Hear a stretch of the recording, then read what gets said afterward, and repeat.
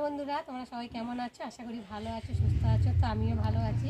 মৌসুমি official চ্যানেলে তোমাদের সবাইকে জানিয়ে আজকে চলে এলাম। তো দেখো আমাদের বাড়িতে কত বড় একটা লাউ গাছ হয়েছে।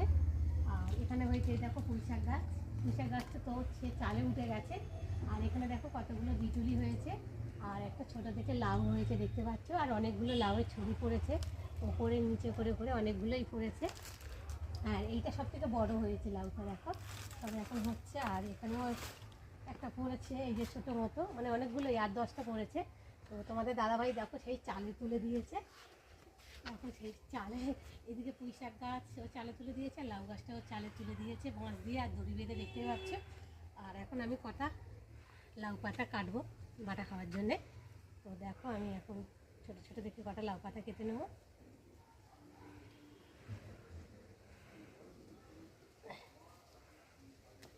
বেশি করে কাটবো না, কেননা ছোটো গাছ না, সবে হচ্ছে, ফল হচ্ছে। দেখো একটু ছেড়ে ছেড়ে নিই কয়েকটা। আর লাউ পাতা বাতা খাওয়ার জন্য এটা একটু ছোটো ছোটো লাউ না, মানে পাতা ছোটো ছোটো কচি কচি না হলে তো খেতে ভালো লাগে না। গোড়া থেকেও নিই, দিয়ে সব আগা থেকে নিলে তো হবে না, তাই না? গাছটা তো বাঁচবে।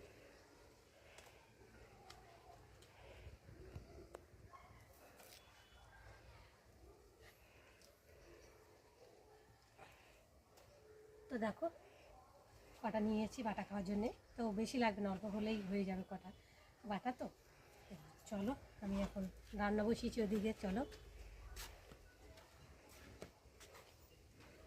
দেখো উনানে ভাত বসিয়েছি, আর কাঠটার বাঁশটা দিয়েছি দেখো কত বড়। তো ভাত হচ্ছে ওদিকে।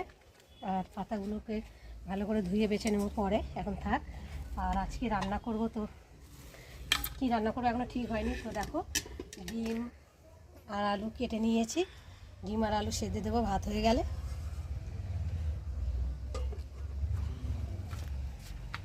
তো ভাতটা সবে বসিয়েছি, এখনও মানে ফুটেছে, মানে এখনও হয়নি। তো আস্তে আস্তে হোক, এদিকে আমি মশলা টশলা করবো, অনেক কাজ বাকি আছে।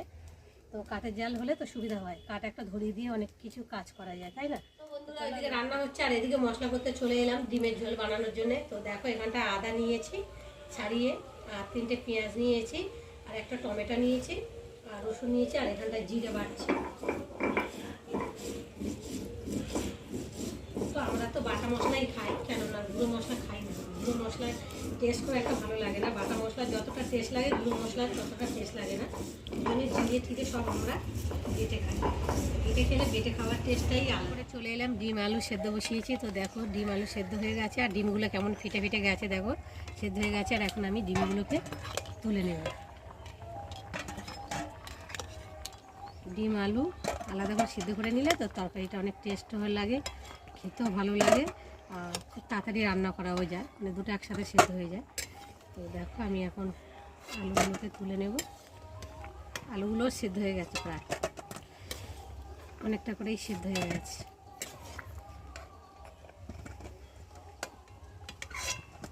এগুলো এখন একটু ঠান্ডা করতে দেবো।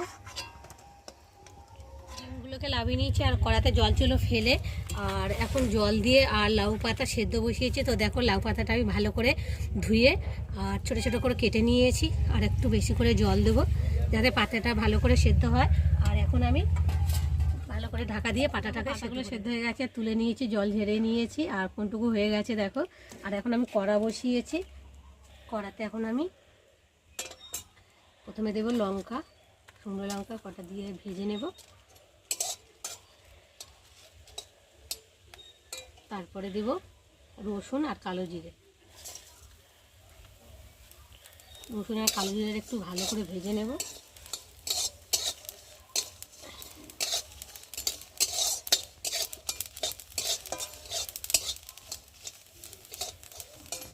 তো দেখো ভাজা ভাজা হয়ে গেছে, আর এখন আমি নামিয়ে নেব।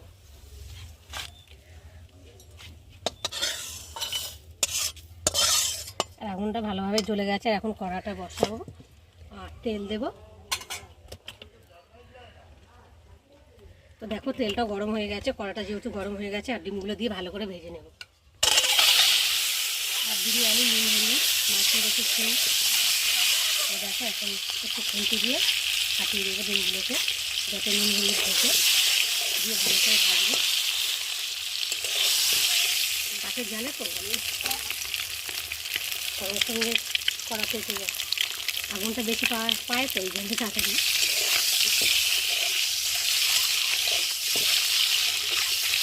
খুব একটা ভাজবো না, হালকা করে ভাজবো। আর এখন আমি ডিমগুলোকে তুলে নেব।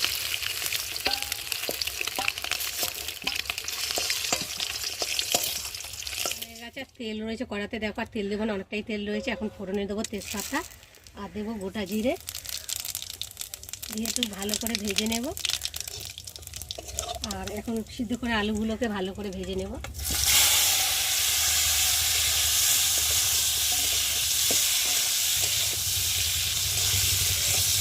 চলো আলুগুলোকে ভালো করে ভেজে নিই।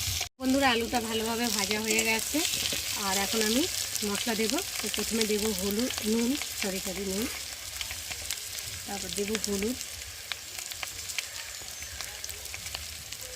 তারপর দেবো লঙ্কার গুঁড়ো,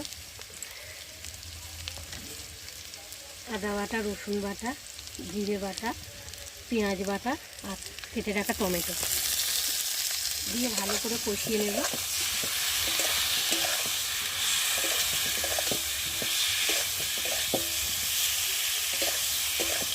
ভালোভাবে আলুর সাথে মশলা ভালোভাবে কষিয়ে গেছে, আর মশলা থেকে তেলও ছেড়ে দিয়েছে, আর দারুণ একটা গন্ধ বেরিয়েছে। আর এখন আমি বেশি কষাবো না, কেন আলুটা সেদ্ধ করা তো ওই জন্যে।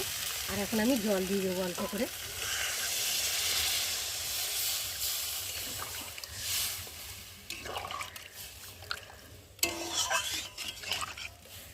চলো এখন ঢাকা দিয়ে দিই। ডিমের ঝোল বসিয়ে চলে এলাম, পাতাগুলো বাটবো। তো দেখো এই যে এখন রসুন, কালো জিরে, শুকনো লঙ্কা ভালো করে ভেজে নিয়ে এসেছে। এখন শিলে ভালো করে বেটে নেব।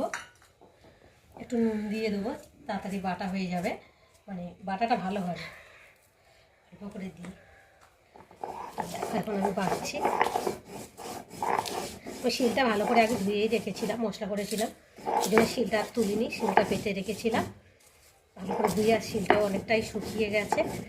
আর এখন আমি মশলাটা দেখো ভালো করে, আগে মশলাটা ভালো করে বেটে নিলে তারপর পাতাটা বাটলে ভালো বাটা হয়।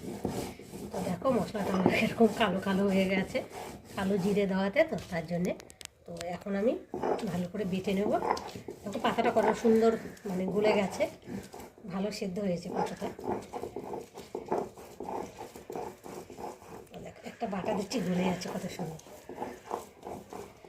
আর অল্প করেই নিয়েছি, কেননা আমরা 3 জন মেয়ে, আর তোমার দাদাভাই আমি খাবো। তো যে কোনো জিনিস অল্প জিনিস খেতে ভালো লাগে, তাই না বলো বন্ধুরা? যাই হোক, মানে বেশি বাটা দিতে লাগবে না।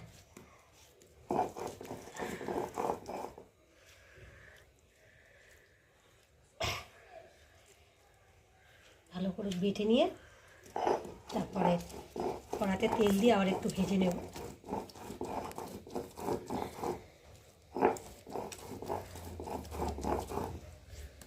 কত সুন্দর বাটা হয়ে যাচ্ছে। দুটো বাটা দিয়েছি, আরেকটা বাটা 3টে বাটা দিলে ভালোভাবে মিশ হয়ে যাবে, মিশ হয়ে যাবে।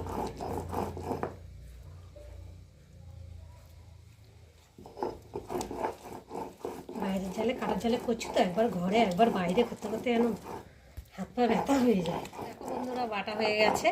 আর এখন আমি শিল থেকে ভালো করে কাটিয়ে তুলে নেব।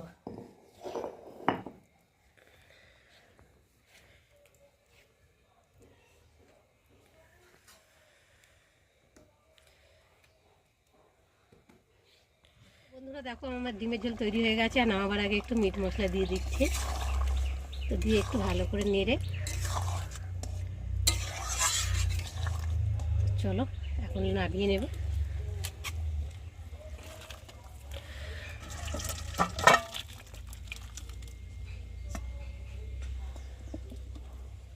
ডিমের ঝোলটা নামিয়ে নিয়েছি, আর কড়াটা একটু ভালো করে ধুয়ে নিয়েছি। আর এখন আমি কড়াতে তেল দেব। আর যে পাতাটা বেটেছি সেই পাতাটাকে একটু ভালো করে ভেজে নেব।